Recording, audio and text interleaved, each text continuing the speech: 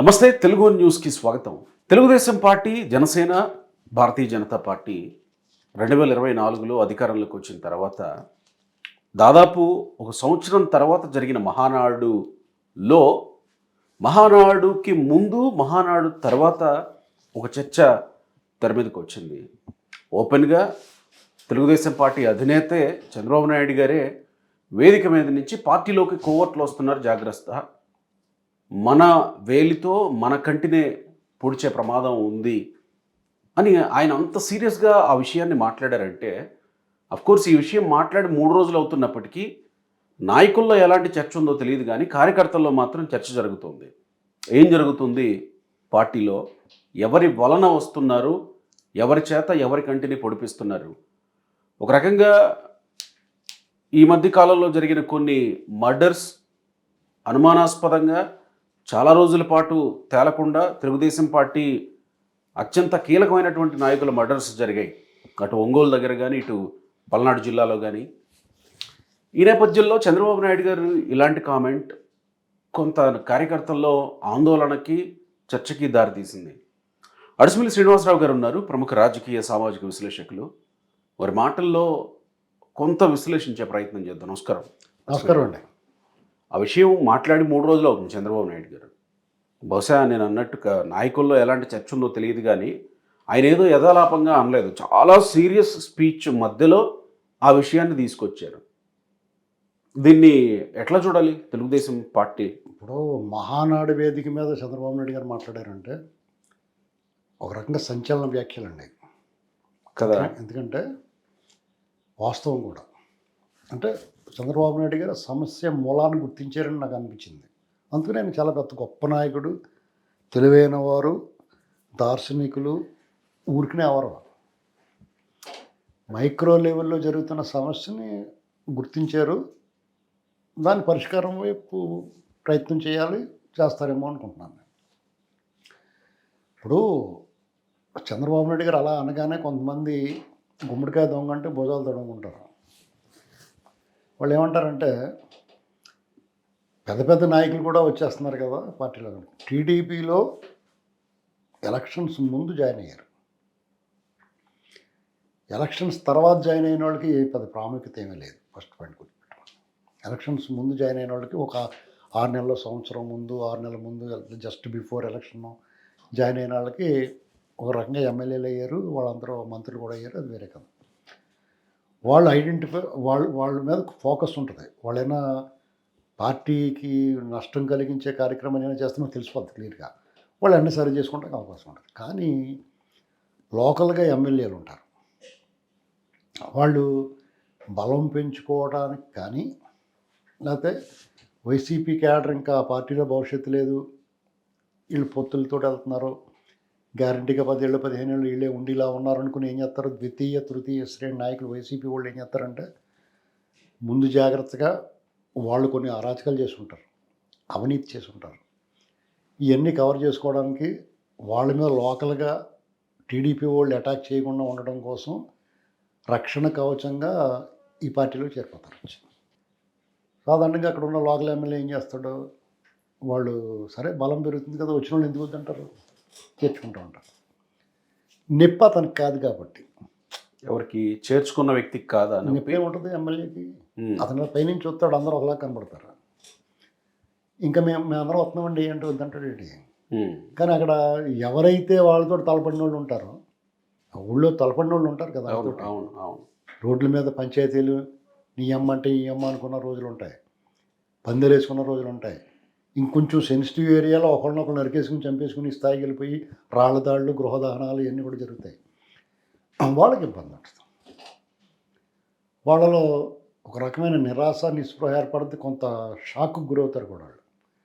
ఆ వచ్చినోడు మెదలకుండా కూర్చుంటాడా, వీడు పోజు కొడతాడా. పైగా వాడు కొంచెం దిట్టమైనడు, డబ్బు ఉన్నవాడు అయితే వీడు పక్క తోసేసి ముందుకు పోతాడు.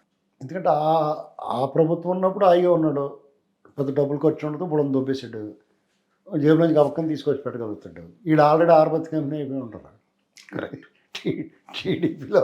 టీడీపీ 14 నుంచి 19 వరకు ఉన్న డబ్బులన్నీ అవి వర్కులు చేసి ఆరిపోయారు. అతను వచ్చి బిల్లులు ఇవ్వలేదు. మళ్ళీ ఈ పార్టీని గెలిపించుకోవడానికి ఉన్నగాడికి ఊడ్చి ఖర్చు పెట్టడం, ప్రతి కూడా ఖర్చు పెట్టాడు. టీడీపీ కార్యకర్త అన్న నాయకులే వచ్చి పెట్టారు.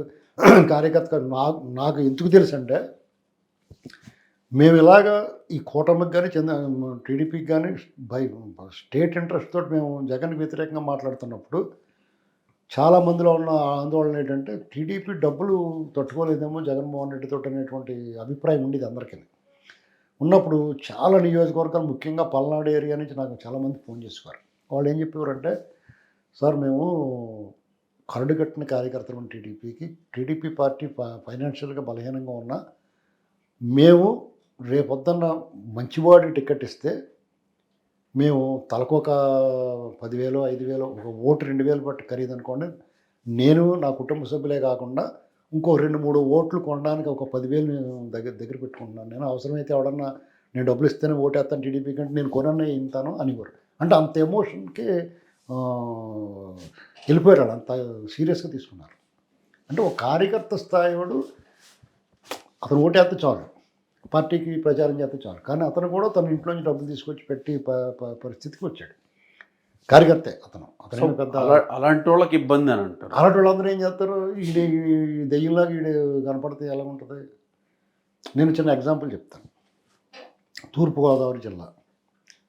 తూర్పుగోదావరి జిల్లాలో తెలుగుదేశం పార్టీకి అసలే పుండు పడింది. తెలుగుదేశం పార్టీకి ఈ పొత్తుల వల్ల కానీ ఏమన్నా కానీ కొన్ని సీట్లు వాళ్ళు వదులుకున్నారు.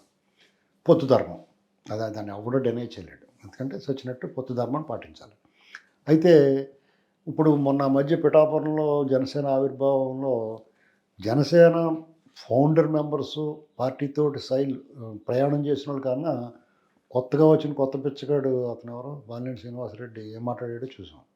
ఏమండో చంద్రబాబు గారు, ఏమండో నాని గారు అన్నట్టుగానే, ఏమండో చంద్రబాబు గారు ఇలా కార్యకర్తలు మీ ఎమ్మెల్యేలు పట్టించుకోవట్లేదు అన్నట్టు మాట్లాడాడు. ఇది ఎలా ఉంటుందంటే పుండుమే కారం చల్లినట్టు ఉంటుంది. టీడీపీ చాలా స్ట్రాంగ్ సీట్లలో జనసేన బాగా గెలిచింది.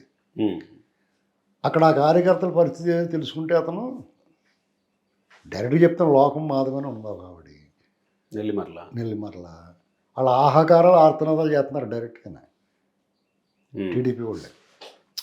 పవన్ కళ్యాణ్ గారికి, చంద్రబాబు గారికి, లోకేష్ గారికి, లేదా బీజేపీ వాళ్ళు బ్రహ్మాండంగా ఉన్న పరిస్థితి. లోకల్గా టీడీపీ ఎమ్మెల్యేలు జనసేన కార్యకర్తలు అంటే మహా మోజుగా ఉన్నారు. నాయకత్వం దగ్గర నుంచి కింద వరకు కూడా వాళ్ళకే పెద్దపేట వేయండి అంటున్నారు. మామూలు పీట కాదు, దాన్ని వెండి పువ్వులు అయ్యి అంటించిన పీటలు వేయండి అంటున్నారు. మామూలు అంటే పీటలకి, నేలపీటలకు, కూర్చుని పీటలకి వెండి పువ్వులు అంటిస్తారు. అంటే మంచి పీటలు అన్నమాట. అలాంటివి వేసి కూర్చోబెడుతున్నారు టీడీపీ వాళ్ళు. అది ఓపెన్. ఆ విషయంలో టీడీపీ జనసేన మధ్య ఉన్న అనుబంధం, వాళ్ళు వీళ్ళకి ఇచ్చే గౌరవంలో మనం ఎవరూ మొక్కు పెట్టలేం. ఇక్కడ ఇంకొక మాట చెప్తాను. మన మహానాడుకి నేను కూడా వెళ్ళాను కవరేజ్ కోసం. లోకేష్ గారు వచ్చి చిట్ చాట్లో కూర్చున్నారు మీడియాతో. అప్పుడు నేను ఒక ప్రశ్న అడిగాను. అంటే ఒంగోలులో మినీ మహానాడులో ఒంగోలు ఎమ్మెల్యే మాట్లాడింది, ఆ తర్వాత అటువైపు నుంచి కౌంటర్ వచ్చింది, జనసేన వైపు నుంచి ప్రెస్ మీట్లు పెట్టింది, కొంచెం హంగామా నడిచింది అక్కడ మినీ మహానాడులో. ఏమండి ఎక్కడ ల్యాబ్స్ జరుగుతుంది, ఇలా కార్యకర్తల మధ్య కొంత లుకలుకలు కనబడతా ఉన్నాయి, మీరేమో పటిష్టంగా ఉండాలనుకుంటున్నారు, కూటమి ప్రభుత్వము, మీరు పటిష్టంగా ఉంటేనే కదా పెట్టుబడులు వస్తాయి, ఓ ఇక్కడ ఒక పటిష్టమైన ప్రభుత్వం ఉంది అని కదా చూస్తారు కదా అని అంటే, బ్రదర్ మా ప్రభుత్వానికి లేదా పవన్ కళ్యాణ్ గారికి మాకు లేదా నరేంద్ర మోడీ గారికి మాకు ఉన్న సఖ్యత బహుశా ఇప్పటి వరకు పొత్తు పెట్టుకున్న పార్టీల్లో ఏ పార్టీలకి లేదు. ఇది ఇలానే కొనసాగుతుంది. మేము ఒక కుటుంబంగా ఉన్నాం కాబట్టి ఏ కుటుంబంలో చిన్న చిన్న ఇవి ఉండవు, వాటన్నింటినీ సర్దుకునే క్రమంలో పోతా ఉన్నాం అని చెప్పుకొచ్చారు ఆయన. 100% కరెక్ట్ అవుతుంది. అయితే చంద్రబాబు గారికి, లోకేష్ గారికి, పవన్ కళ్యాణ్ గారికి, మోడీ గారికి, లేదా బీజేపీ నాయకులు, పెద్ద నాయకులు, అగ్రనాయకత్వానికి ఉన్న అభిప్రాయం, ఒక ఎమోషనల్ బాండింగ్ కింద ఉన్న ఎమ్మెల్యేలో ఉండకపోవచ్చు. దాన్ని పదే చెప్పాలి. పవన్ కళ్యాణ్ గారు చెప్తున్నాడు. చంద్రబాబు నాయుడు గారు చెప్పకపోయినా ఆయన ప్రవర్తన ద్వారా, ఆయన విధానాల ద్వారా వీళ్ళకి ఎమ్మెల్యేలకు అర్థమవుతుంది. మరి తేడా ఎక్కడ వస్తుంది? వాళ్ళు, నేను ఇందాక ఎగ్జాంపుల్ చెప్తాను కదా, తూర్పుగోదావరి జిల్లాలో ఆల్రెడీ టీడీపీ కొన్ని సీట్లు వదులుకున్నారు. అలా వదులుకున్న సీట్లలో ఒక నియోజకవర్గంలో జనసేన ప్రాతినిధ్యం వహిస్తున్న ఒక నియోజకవర్గంలో ఒక మేజర్ పంచాయతీ ఉంది. ఆ మేజర్ పంచాయతీలో సర్పంచ్గా వైసీపీకి చెందిన ఆయన ఉన్నాడు. జక్కంపూడి రాజాకి అత్యంత సన్నిహితుడు. అతను 1.5 కోట్లు స్కామ్ చేశాడు అతని హయాంలో పంచాయతీలో. అంటే పంచాయతీలో అంత అక్కడ అసలే నిధులు లేని చోట అంత స్కామ్ చేసాడంటే అది ఎంత పెద్ద తిమ్మింగళమో చూడండి. గోదావరిలోంచి బయటకు వచ్చేసింది తిమ్మింగళం అన్నమాట. అది సముద్రంలో ఉంటే తిమ్మింగళాల, కానీ గోదావరిలోంచి వచ్చేసింది, అది ఎదురీది వచ్చేసి ఉంటుంది. అతను టకాలమని జనసేనలో చేరిపోయాడు. అక్కడున్న టీడీపీ కూడా అతనికి వ్యతిరేకంగా టీడీపీ పనిచేసింది. జనసేన పొత్తు కన్నా ముందు టీడీపీ వాళ్ళే కదా కొట్టుకున్నారు. వాళ్ళు గట్టిగా పనిచేసి అతను బొమ్మ అంతా బయటకు లాగారు. లాగి ఇదిగోనండి అని పెట్టి ముందు అతను జనసేనలో దూకాడు. జనసేన ఎమ్మెల్యేతో సఖ్యతగా తిరిగేస్తుంటే అన్ని వేదికల మీద నుంచి ఇలా చూపించేస్తున్నారు వాళ్ళు. రేపు మళ్ళీ పంచాయతీ ఎన్నికలు వస్తాయి. అతను మళ్ళీ పంచాయతీకి మాకు జనసేనకు కావాలని చెప్పి తీసేసుకుంటారు. అప్పుడు వీళ్ళపై టీడీపీ వాళ్ళ పరిస్థితి ఏంటి? ఒకవేళ టీడీపీ వాళ్ళకి ఇచ్చారు పోయినసారి అడగడం కుదరదు, ఈసారి టీడీపీ వాళ్ళకి ఇద్దాం అనుకున్నారు అనుకో, జనసేన వాళ్ళు ఓట్లేరు. వాళ్ళందరూ ఎవరు? వైసీపీ నుంచి వచ్చిన క్యాడర్. అంటే ఆ నియోజకవర్గం పర్టికులర్ అలా చాలా చోట్ల జరగచ్చు. వైసీపీ నుంచి వచ్చిన క్యాడర్ టీడీపీలో చేరలేక జనసేనలో చేరుతున్నారు. వాళ్ళు కూడా ప్రతి ఓడికి భూతత్వం పెట్టి చూడలేరు. వచ్చినట్టు చేర్చుకుంటారు. టీడీపీ వాళ్ళు కూడా చేర్చుకుంటున్నారు. టీడీపీ వాళ్ళు పనులలో చేర్చుకున్నారు. కొంతమందిని వాళ్ళు ఏకంగా షెల్టర్ కోసం వచ్చి ఈ పార్టీలో వాళ్ళు కొత్త వ్యూహం ఏంటి, వైసీపీలో ఉండి దౌర్జన్యం దుర్మార్గం ఎదుర్కోవాలంటే ఎదుర్కోలేరు. వాళ్ళు ఈ పార్టీలో చేరిపోయి వాళ్ళు ప్రత్యర్థిని తొదమట్టిస్తున్నారు. అలాంటి కుట్ర ఈస్ట్ గోదావరిలో కొంచెం పూదరేగలు అయితే మెత్తగా ఉంటారు కాబట్టి వాళ్ళు ఆ రకంగా చేస్తున్నారు. మీకు కాబట్టి కోవర్ట్లు అంటే అక్కడి నుంచి దిగరాళ్ళు పెద్ద కొమ్ములు గిమ్ములు కూరలే ఉండదు, ఇలాగే ఉంటారు కోవర్ట్లు అంటే. ఆ నియోజకవర్గంలో అంతకుముందు ఎమ్మెల్యేగా 2 సార్లు ఎమ్మెల్యేగా పనిచేసిన ఆయన, తెలుగుదేశం ఆయన, నియోజకవర్గంలో ఒక్కడంటే ఒక్కడు కూడా ఇతను భలే పనిచేసాడంటే ఇతను మళ్ళీ సీట్ ఇవ్వడం అనలేదు. అతను ముందే తప్పించి ఇన్ఛార్జిగా ఇంకొక ఆయన పెట్టారు. పొత్తులో పోయింది, ఆయనకి ఏదో పదవి ఇచ్చారు, ఆయన పని ఆయన చేసుకుంటున్నాడు. ఇప్పుడు ఆ నియోజకవర్గం మొత్తం అంతా మాకు ఉద్రబాబు అనుకున్న వాడిని ఏకంగా చాలా పెద్ద పదవి క్యాబినెట్ హోదా ఇచ్చి పెద్ద చంద్రబాబు గారు కూడా పెట్టేశారు. మరి అతను ఎంత బాగా పనిచేస్తాడు? అతను డైరెక్ట్గా ప్రెస్ మీట్ పెట్టి చంద్రబాబు నాయుడు గారిని 2024 జనవరి డిసెంబర్లో విమర్శించాడు. చంద్రబాబు నాయుడు గారు జైల్లో ఉన్నప్పుడు టుబాకు దెబ్బ కూడా కనపడలేదు. మరి అతను తీసుకొచ్చి చంద్రబాబు గారు పక్కన పెట్టేస్తే మరి చంద్రబాబు గారు అందరినీ కోవర్ట్లు అంటే అలా కుదురుతుంది? అది చూసుకోవాలి కదా. పెట్టినోడు నిధి పెట్టు ఏంటి అతను కథ ఏంటని చూడాలి కదా. ఒకప్పుడు చంద్రబాబు నాయుడు గారు డైరెక్ట్గా చెప్పారు అతని గురించి. ఆ నియోజకవర్గం నాయకులందరి ముందు గట్టిగా దులిపేసాడైనా. మరి వాళ్ళ దరిదాపులకు ఎందుకు రానిచ్చారు? ఎవరు రానిచ్చారు? ఎవరు ప్రవేశపెట్టారు? వాళ్ళే కోవర్ట్లు. నిడదవోలు కాన్స్టిట్యున్సీనా? ఏ కాన్స్టిట్యున్సీ అయినా కానీ ఉన్నాయి తూర్పుగోదావరి జిల్లాలో. ఇది అర్థమవుతుంది. ఇది కానీ ఆ పార్టీకి సంబంధించిన వాళ్ళు ఎవరన్నా వినాలి. ఇది ఏంటండి జనసేన వ్యక్తులకు ఇచ్చారా? టీడీపీయే. ఓకే, టీడీపీ వాళ్ళకి ఇచ్చినా అతను టీడీపీలో అతను గుదిబండ. అతనికి రికమెండ్ చేసినోడు కూడా గుదిబండే.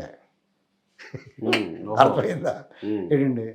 అంటే ఆ రకమైన అతను నియోజకవర్గంలో అంటే ఇక్కడ సమస్య టీడీపీలో ఉన్న వాళ్ళకి పదవులు ఇవ్వడం కాదు కదా, వైసీపీ నుంచి వస్తున్నారు కోవర్ట్లు అనేది కదా చంద్రబాబు నాయుడు గారు లేవనెత్తిన అంశం. కోవర్ట్లు అంటే టీడీపీలో ఉండి వైసీపీకి పనిచేసే వాళ్ళు కోవర్ట్లు.